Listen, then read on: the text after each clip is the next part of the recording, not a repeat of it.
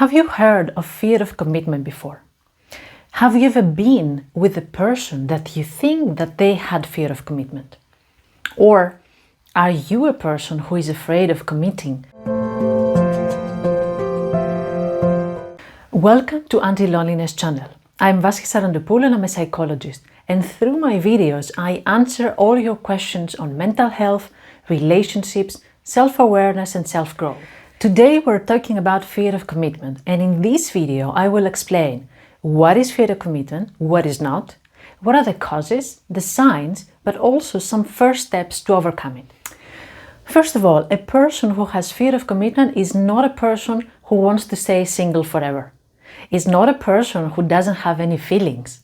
Is not a person who is irresponsible and wants to live a free, wide life. It's not a person who doesn't love you. People that have fear of commitment, of course, are people that they have feelings, and I will explain later what they do with these feelings. Fear of commitment is mainly related to our attachment style.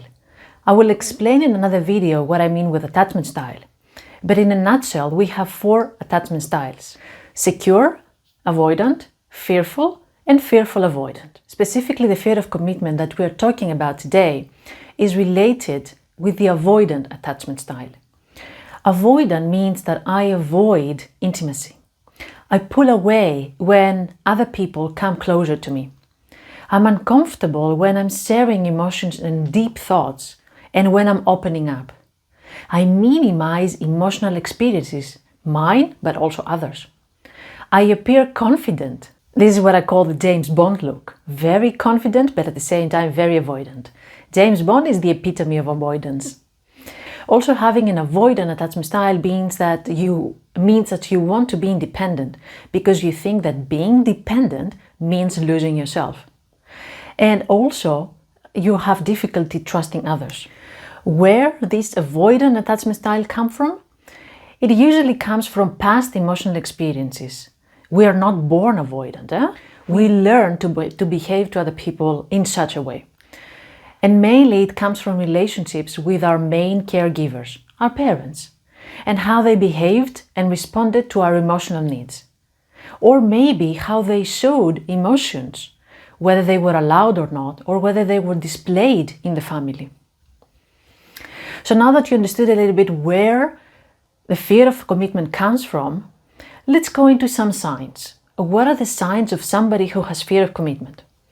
They avoid a serious relationship, or they avoid the next step of a relationship. They also avoid spending time discussing about the relationship.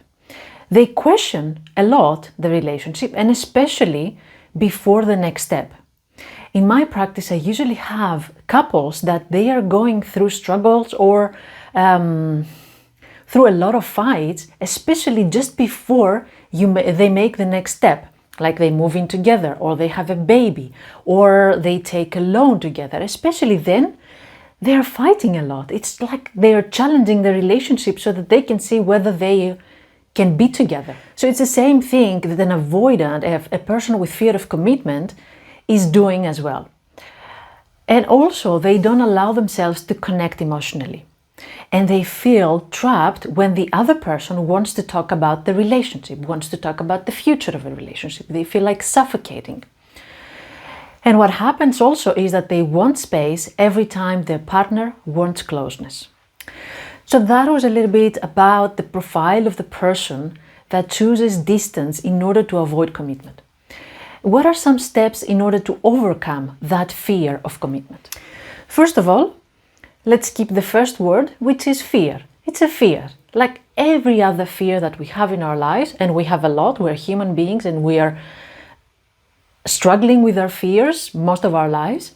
It's a fear, and we need to see how we can handle it so that it doesn't sabotage or block our life. So first of all, what I would like to say to you is make it normal. It is a normal fear. We are all afraid of relationships. We have never learned anything about relationships, and we're just going in every relationship blindfolded without knowing where this would end. I get it. It's scary, and you don't know whether you will be hurt or whether you will be disappointed, rejected, or abandoned. We don't know all these things, and it's scary. I get it. I absolutely get it. I haven't met anybody who is not afraid of relationships. Even the people that have the secure attachment style that we said before, they do have fears as well, but they deal with them in a different way. So feeling like that doesn't mean you're a monster with no feelings. I would like you to change that label that you have put on yourself or other people have put on yourself. You do have feelings, but you're trying to protect them. This is what you're doing with the feelings when you're avoiding the commitment. That's why you keep the distance as a coping mechanism. But since you have seen that avoidance and distance is protecting your feelings, but also depriving you of nice and healthy relationships, you are not in need anymore of that coping mechanism. You want to find another coping mechanism. So, practice commitment in your relationship in small dosages. When you say you will go shopping together with your partner, just go. When you say that you will go to a trip, just go. When you say that you will spend time together with your partner, just do that. Commitment in small life moments. Also, forget the future.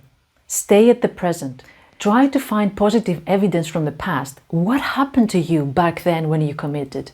If nothing bad happened, then this is how you are reversing the fear. This is how you're changing your scared mind into a more confident one.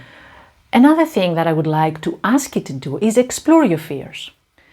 Maybe it's not about the partner that you're with. Maybe it's something that has happened to you in the past, but you're still carrying with you and it's being triggered every time you are in a relationship. So what is the worst thing that can happen to you? When did that happen in the past? How possible it is that the person that you're with will hurt you or behave to you in the same way? Maybe a therapist or a counselor can help you realize the hidden pattern. That's what it is. Our fear is a hidden pattern. Also, what I would like to ask you to do, and that's something very relieving and very liberating, talk to your partner about your fears. Without any agenda, without trying to fix them. Just talk, just share with them. What are you afraid of and where is it coming from if you have figured it out? Open up to them and see that there will nothing bad happening.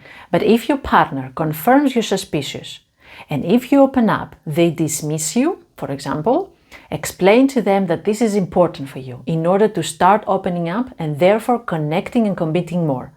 If they want you more committed, then they have to learn to respect you more and respect your feelings more. You don't need to be alone forever. You don't need to jump from relationship to relationship every time you're coming closer to your partner. You don't need to keep pushing people away and leaving relationships that could potentially give you all the love and care that you wanted. That was my 2 cents about fear of commitment. I hope it gave you some confidence in getting unstuck from there and moving on to finding the relationship you love and deserve. If you're looking for more insights, feel free to check Anti-Loneliness Academy. I have the link on the description. We surely have something useful for you there. Or check our blog articles to read more about relationships. Leave a comment or a question and I will gladly get back to you as soon as possible. Check our suggested video on relationships. Thank you so much for watching and being here today.